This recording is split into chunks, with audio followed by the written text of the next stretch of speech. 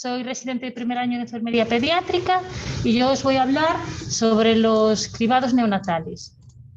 Bueno, para empezar, saber qué es un cribado, que es un procedimiento para la detención temprana y presintomática de trastornos congénitos que no tienen una sintomatología aparente, pero que pueden causar daños severos, tanto físicos como mentales.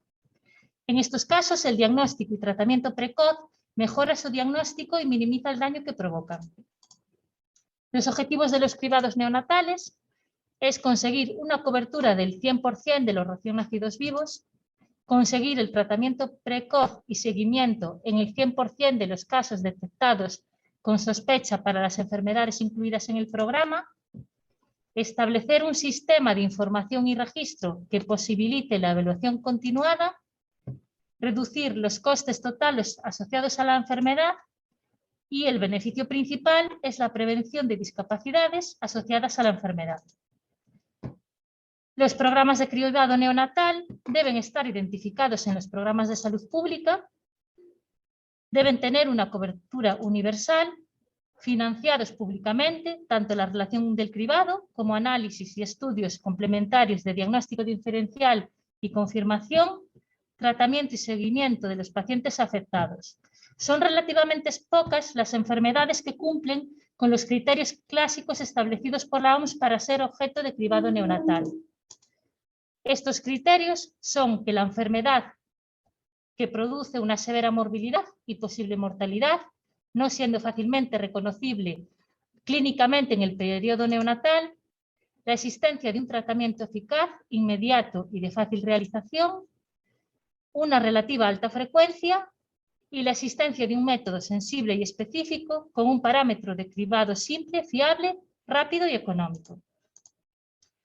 Los cribados neonatales que hay ahora mismo en el Sergas. Tenemos un cribado de hipoacusia, que es el programa gallego para la detención de la sordera en periodo neonatal.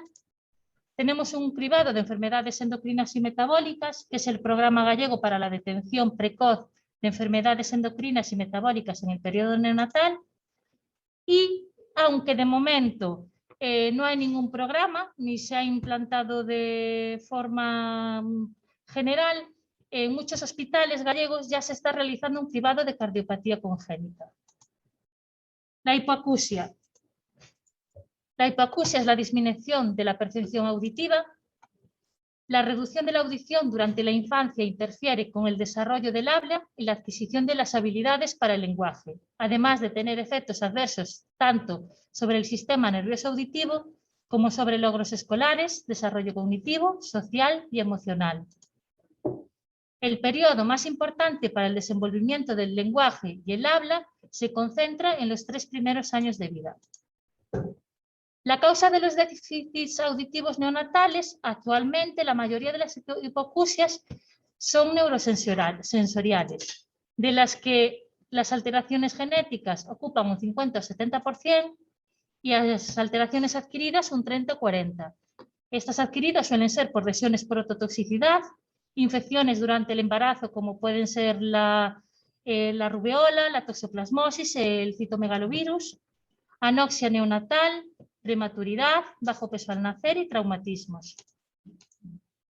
La evolución del cribado en España.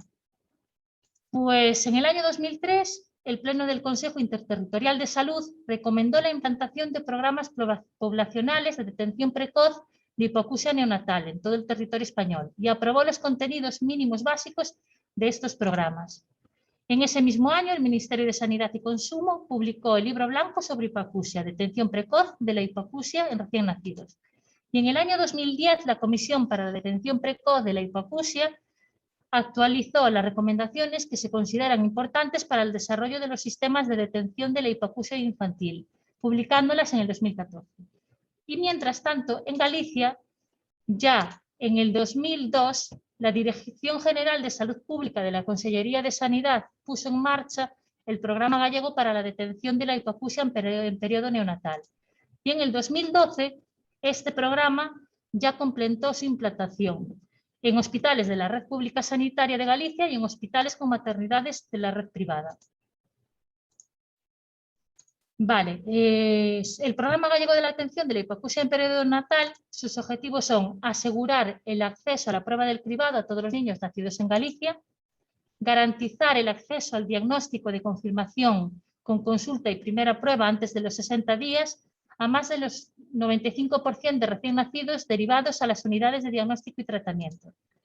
Garantizar el inicio y tratamiento antes de los 6 meses en más del 95% de niños derivados a las unidades de diagnóstico y tratamiento y desarrollar un adecuado sistema de información del programa.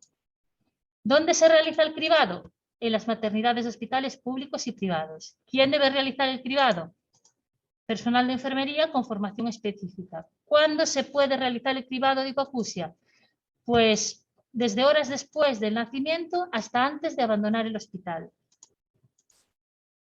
La prueba de cribado en el SERGAS, la que se utiliza son los potenciales evocados automatizados, que buscan la existencia de respuesta eléctrica cerebral a estímulos sonoros.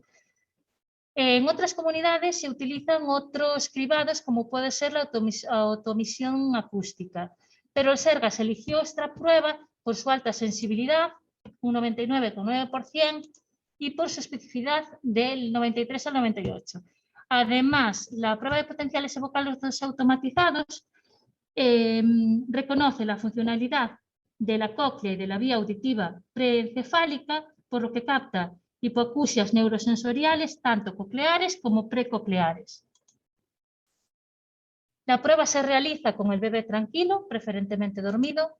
Se le colocan unos terminales de estimulación acústica, unos auriculares en ambos oídos y 3 electrodos, uno en hombro o mejilla, otro en frente y otro en la nuca. El equipo emite unos sonidos especiales con una frecuencia e intensidad determinada a través de los auriculares y los electrodos captan la respuesta cerebral a estos estímulos. El resultado de la prueba es automático y no requiere interpretación. El equipo emite un resultado que puede ser PAS, que pasa la prueba, audición normal, o REFER, que no pasa la prueba, un resultado positivo. Puede realizarse a las pocas horas de nacer y antes del alta hospitalaria. Las unidades de diagnóstico y tratamiento están situadas en los 7 grandes hospitales de Galicia y son las encargadas de la confirmación diagnóstica, el estudio audiológico, la indicación de tratamiento, el seguimiento de los niños diagnosticados de hipoacusia. Tratamiento actual para la hipoacusia. Vale, la estrategia terapéutica es suplir la carencia y evitar las secuelas que provoca. Se basa en 2 pilares fundamentales. Uno es la adecuación del estímulo sonoro, es hacer llegar al niño el sonido que está oyendo con la ayuda de medios técnicos. Estos pueden ser prótesis auditivas, audífonos, cuando la hipoacusia no es profunda y si el niño aún tiene restos auditivos, que lo que hace es amplificar y adecuar el sonido antes de llegar a los oídos. Y el implante coclear, cuando la hipoacusia es profunda o total. Y el otro pilar es la atención temprana, que consiste en estimular al niño para que el problema de audición no retrase su normal desarrollo intelectual mediante un tratamiento logopédico y específico para su edad. Actualmente, la Consellería de Sanidad estableció un convenio de cooperación con la Universidad de Santiago de Compostela, concretamente con la Unidad de Audiología de la Escuela Universitaria de Óptica y Optometría. Las prestaciones de este convenio consisten en la adaptación protésica en niños diagnosticados por el programa, adquisición y preprogramación de audífonos, gratuito hasta los 4 años de edad, realización del seguimiento y controles periódicos, asesoramiento continuo a padres y logopedas, elaboración de una guía de colaboración interprofesional y la gestión de un banco de audífonos de la comunidad autónoma. Las actuaciones que deberíamos llevar en atención primaria respecto al cribado de hipoacusia. Tanto pediatras como enfermeros pediátricos deben comprobar que el resultado de la prueba conste en la cartilla de salud infantil o en los informes de alta y que está registrado en la historia clínica informatizada. Es necesario llevar a cabo una vigilancia posterior al cribado neonatal, ya que algunos trastornos auditivos no son detectados en el cribado neonatal por no estar presentes en el momento de hacer el cribado, como pueden ser las hipoacusias de aparición tardía o adquiridas, que son un 10%, o que la hipoacusia no sea tan grave como para detectarse en ese momento.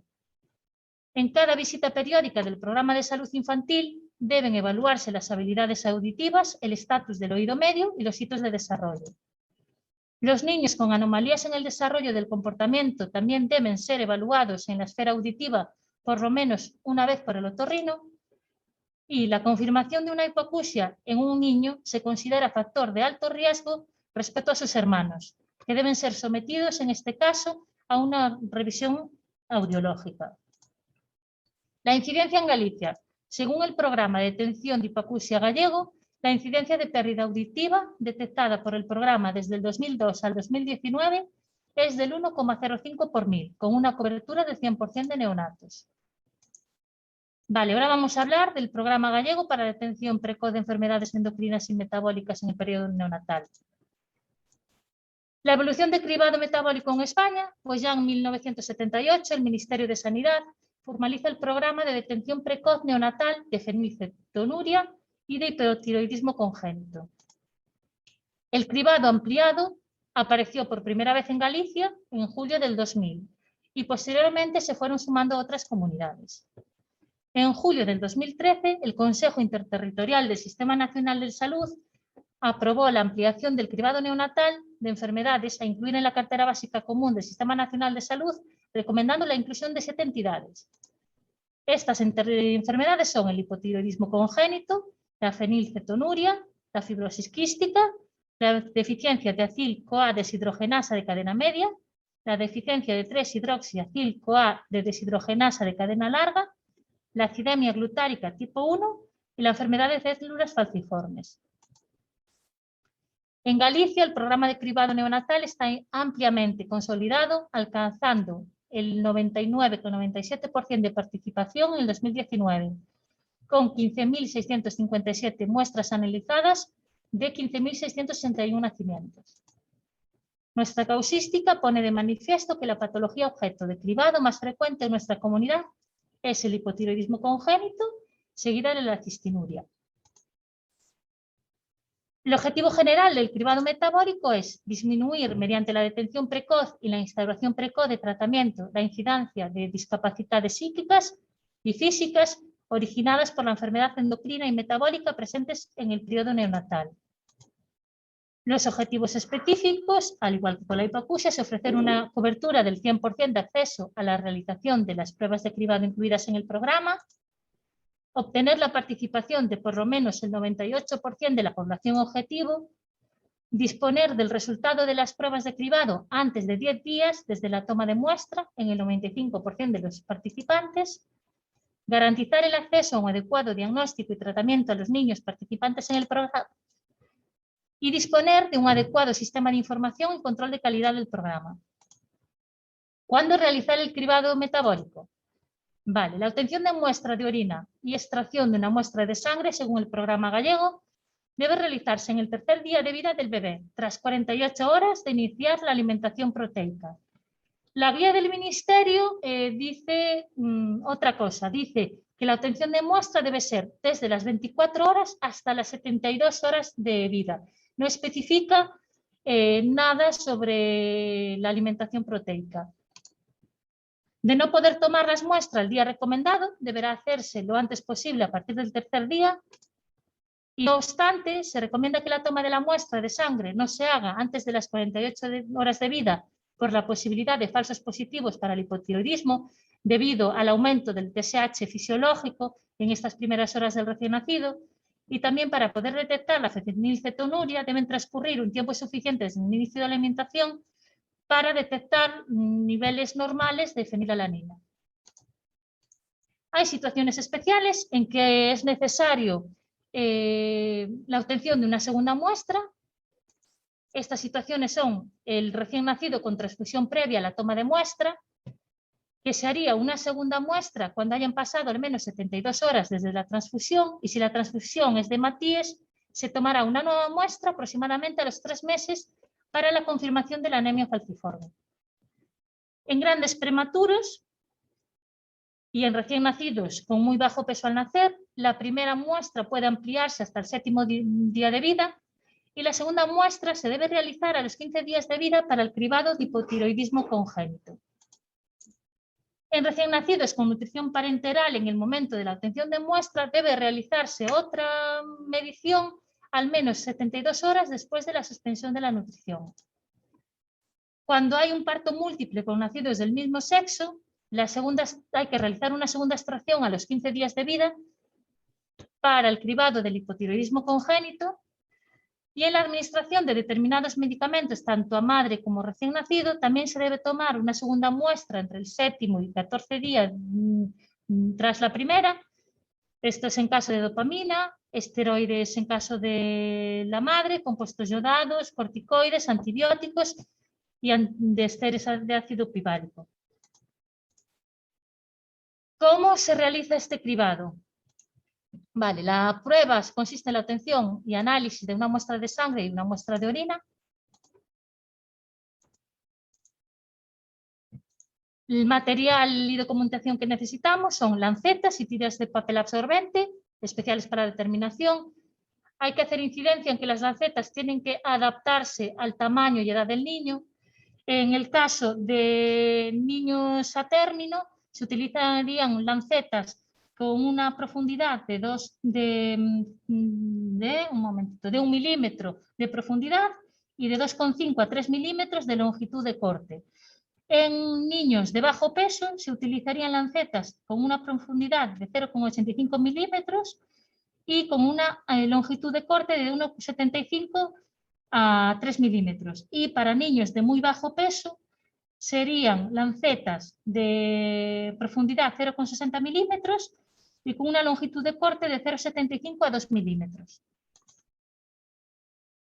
Tenemos material también, el folleto explicativo con las instrucciones para la correcta toma de las muestras, el impreso de solicitud de análisis, que es la ficha donde se anotan los datos del neonato, de la madre, las muestras, la dirección y el teléfono familiar para poder enviar los resultados de las pruebas, y un sobre preimpreso con franqueo pagado para la remisión de las muestras al laboratorio que realiza los análisis.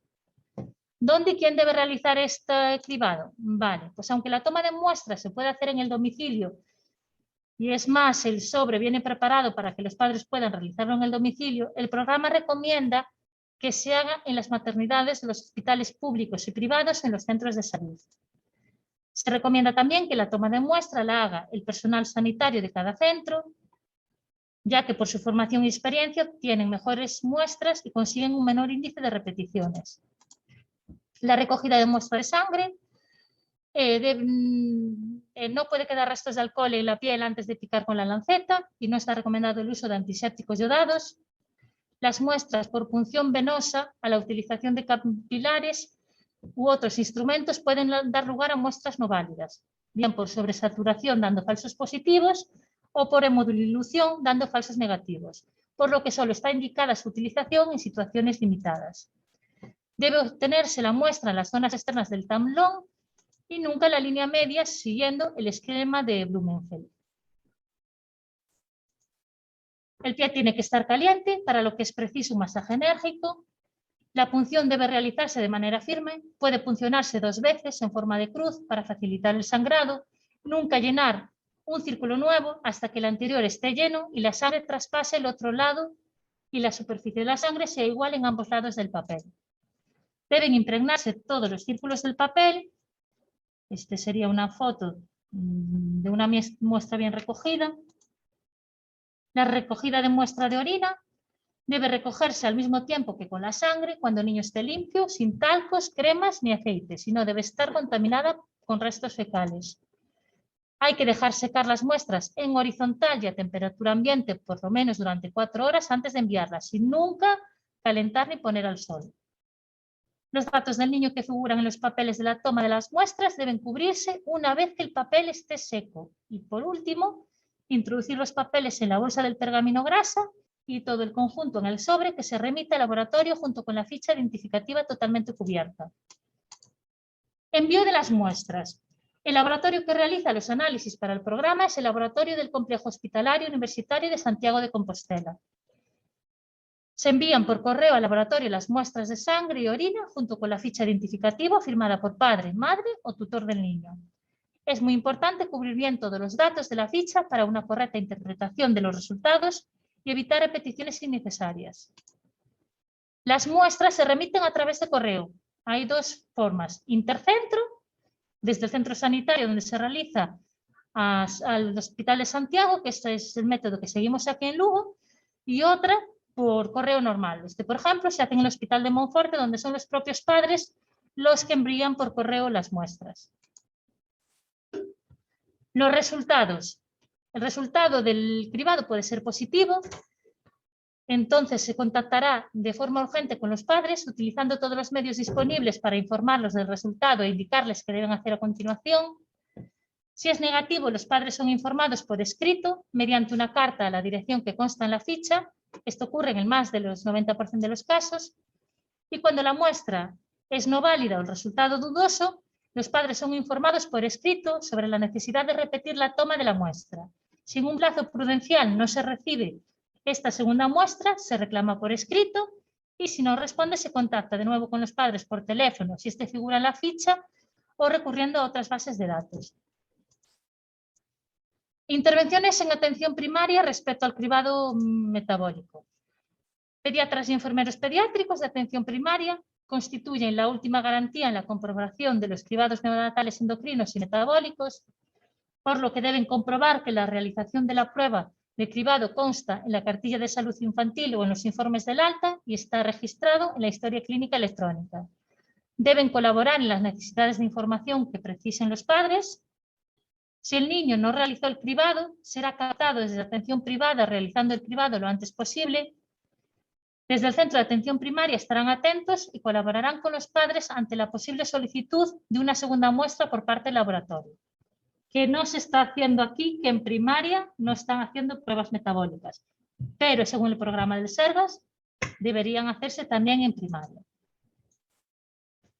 Las patologías objeto de cribado en el programa gallego incluye 99 patologías. 7 son las patologías consensuadas por el Sistema Nacional de Salud y recomendadas por el Ministerio de Sanidad y otras 22 patologías adicionales.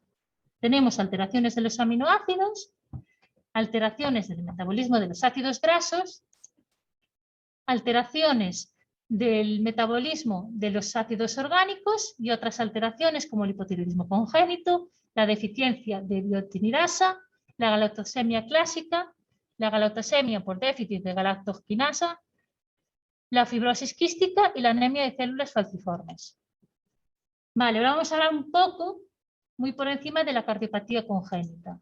La cardiopatía congénita son malformaciones estructurales del corazón y de los grandes vasos presentes desde el momento del nacer. Las causas son alteraciones genéticas, desarrollo embrionario anormal, normalmente en la sexta semana del periodo embrionario, factores maternos como diabetes, alcoholismo, lupus, efectos adversos de fármacos, enfermedades fetales y maternas durante el primer trimestre, como puede ser la rubeola. El diagnóstico, la mayoría se diagnostican antes del parto, en los estudios rutinarios que se realizan a todas las embarazadas, pero aún así, algunas cardiopatías congénitas únicamente se detectan en el momento del nacimiento o poco después, por lo que las revisiones habituales que se realizan tras el nacimiento ayudan a identificar cardiopatías importantes en una edad temprana. La incidencia afecta al 1% de nacidos vivos, es la causa más frecuente de fallecimiento en el primer año de vida, constituye el 3% de todas las muertes infantiles y la incidencia es de 4 o 9 casos de cada 1000 nacidos vivos. Eso, aunque a nivel del ministerio y a nivel autonómico no hay ningún protocolo, la Sociedad Española de Neonatología, a través de su comisión de estándares, hace una recomendación basada en la evidencia actual para la implementación en nuestro medio de la pulsiometría como cribado neonatal de la cardiopatía congénita y poder ofrecer a estos recién nacidos el mejor tratamiento en cada caso. Actualmente se realiza de forma sistemática en algunas maternidades en todos los recién nacidos en el momento de la revisión al nacimiento. La pulsiosimetría consiste en la determinación no invasiva de la saturación de oxígeno en sangre. El momento más idóneo para la realización del test es en las primeras 24 horas de vida. Se realiza mediante un sensor que se coloca en la mano derecha preductal y en cualquiera de los pies postductal e informa de su valor instantáneo, así como de la frecuencia cardíaca del recién nacido. Los resultados. Se considera Normal, cuando los valores de saturación de oxígeno son iguales o superiores a 95% en ambos puntos, tanto preductal como postductal, y además la diferencia entre uno y otro es menor del 3%. Y se considera anormal cuando la saturación es inferior al 90%, tanto preductal como postductal, o si está entre el 90 y 94%, pero la diferencia de saturación entre mano y pie es mayor al 3%. En este caso es aconsejable repetir el test en unos minutos. Y ante la sospecha de cardiopatía congénita se realizará un ecocardiograma que permite evaluar la estructura y la función del corazón. El tratamiento para la cardiopatía congénita, en algún tipo de cardiopatía, puede no precisar tratamiento, se resuelve espontáneamente durante el desarrollo. Cuando la cardiopatía compromete la circulación de la sangre o su oxigenación, generalmente son necesarias correcciones quirúrgicas o intervenciones realizadas mediante un cateterismo, y hay casos graves que pueden incluso necesitar un trasplante cardíaco. La conclusión sobre los cribados neonatales. Pues que los cribados neonatales constituyen uno de los mayores avances en salud pública de la medicina actual, mejorando la calidad de vida y el pronóstico de actualmente casi 400.000 niños en España. El análisis cuidadoso de los resultados de los diferentes programas de cribado proporciona información valiosa para optimizar las estrategias de cribado en los próximos años y permite conocer la incidencia real en nuestro medio de las patologías cribadas. Y hasta aquí, muchas gracias y espero que no haya sido muy pesado.